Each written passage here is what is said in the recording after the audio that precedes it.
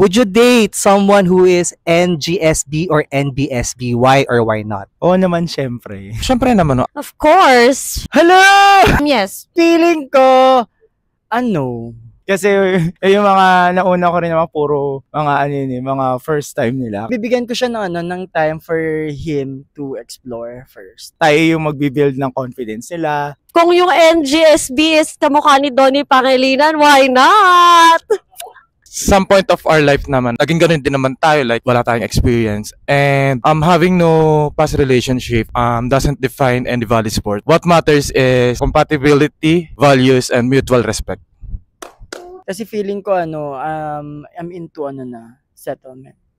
Settlement stage. Pwede naman, malay mo, ako yung dawan niya. Hindi siya ayaw, not preferred. So magkaiba ba 'yon? Tuturuan ko siya ng mga hindi niya pa alam kasi expert ako yan.